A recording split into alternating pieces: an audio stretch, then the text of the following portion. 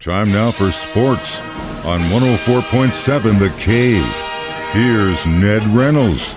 Ned Reynolds, Mike the Intern in the studio. It's Red Friday. Now, I hate to start our conversation off with a little bit of bad news, but, it was early morning yesterday. I don't even know. It may have been around the time that you walked out of here, or it may have been the time before, and I couldn't find out what happened, but there was reports that Willie Gay Jr. had been involved in some sort of domestic issue, but it was a misdemeanor, so it wasn't like it seemed like it was serious, and it was just, but there wasn't anything out. It was just like a booking, a charge, and then all of a sudden, his rep comes out and says he went to his baby mama's house and broke a vacuum. So he also did other things too. He destroyed a cell phone, and he did something to the frame of a door and so forth. He was apparently pretty angry. Yeah. It had something to do with his son, and this was the mother of his son, and they got into an argument. Anyway, bottom line is this. It is a misdemeanor. He did spend a little bit of time in jail until he was able to post bond and appear in court and so forth and so on. I will be very surprised if he does not play on Sunday. I think he will be in there. Now, the National Football League is the one you have to worry about. I don't think the court system or the Chiefs or anything like that, but the NFL has very strict code against domestic violence of any sort. Well, there was no physical contact here. It was the breaking of property, which is not to be condoned by any stretch of the imagination, but didn't harm anybody, and we all, I don't care who you are, we all lose our temper at some time or the other. So I think in this case, they'll probably say, okay, don't do it again. Of course, he does have a history of doing this. It happened at Mississippi State. It happened in other places as well, and there was physical contact then, but that was then. This is now. We'll see what happens. Hey, it seems like he's growing up. You know what they say, go into the other room, punch a pillow for a while. Maybe he's working towards that. At least he didn't harm anybody. He just, destroyed that poor vacuum. But hopefully everything will be okay, and he can at least talk it out next time. Do we have any kind of developments after practice yesterday? In a sense, yes. Williams and Fenton still did not practice, and that has to be a point of concern because the only remaining day of practice is today, and it's likely to be rather cold up in Kansas City, although moderating, whatever moderating is. Probably going inside for a little bit. Well, Darrell Williams and Rashad Fenton were held out of practice yesterday. Clyde Edwards-Helaire only saw limited, and this was yesterday's practice, but I think that's precautionary more than anything else. The other two bothers me a little bit without them in there, especially Fenton, who is a large D-back, and Buffalo has big receivers. Big, just like the Los Angeles Chargers earlier this year when they came in and beat the Chiefs with their big receivers. Well, but be that as it may, we'll see what happens. Still a ways to go, 48 hours until kickoff, and it'll be a lot of fun. It's going to be one hell of a game. Hopefully they get in fitting back because you're right on the money with that. Of all the guys that have been limited or not at practice, he's the one I want back the most right now. Speaking of which, are we still kind of at the pick'em odds for the game on Sunday? Almost, the odds haven't changed. It's pick'em. In some books, it's 2 points. Others, it's 2.5. It depends on where the money is coming in. But all the other games appear to be just about the same as they were, and it's the home team who is favored in each case. Tampa Bay over the Rams, and the Packers over the 49ers, and the Titans over the Bengals, and the Chiefs over the Buffalo Bills. See what happens. These are all not large point spreads. There are some large over-unders. Yes. The Chiefs is 55 at some books. That's a lot of points to put on the board, but then again, look what you're dealing with. Mahomes and Josh Allen. It'll be a lot of fun. That's the key to these playoffs. You want to have fun. You want to get out there and play your best. Absolutely. So what do you think? You think Chiefs take the Bills? Going to offer the prediction on Ned Talk. Oh, what the hell? Well, ladies and gentlemen, in the business, that's called a tease, and you better be there 3 o'clock on Sunday, Ned. Switch gears here. There's other things happening besides the Chiefs being in the playoffs. I understand that. For example, Lady Bears played last night. How'd they do?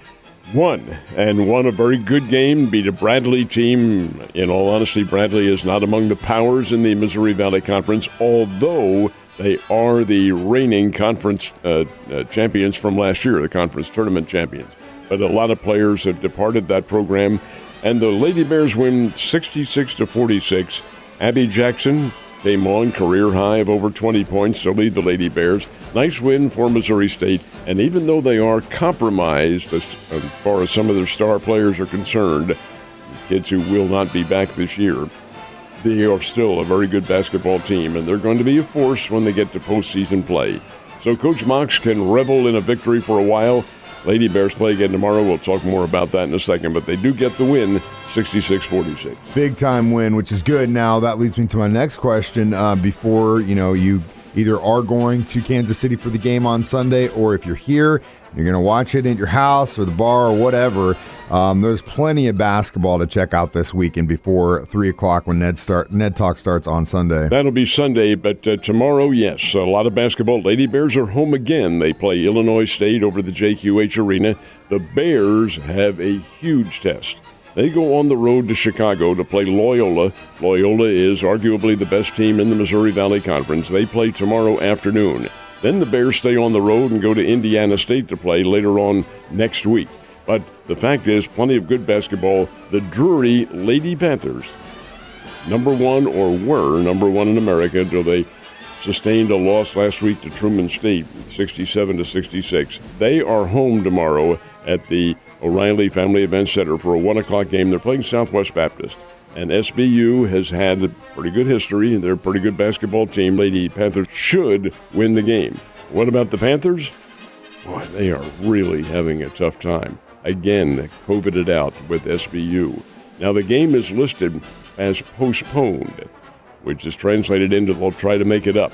Do not know anything more about that, but that's the listing. I do know this team has been really rocked by the COVID. It's not just them, though. It's across the board. There have been some cancellations, postponements. Well, it'll be interesting to see how this thing shakes down once we get closer to tournament time and selections and all that stuff, because it's going to make it very confusing for the guys. Thank goodness that's still better than a month away, and maybe this will wane by then. Hopefully we're down on the upswing or the other way, whatever the opposite of the upswing is.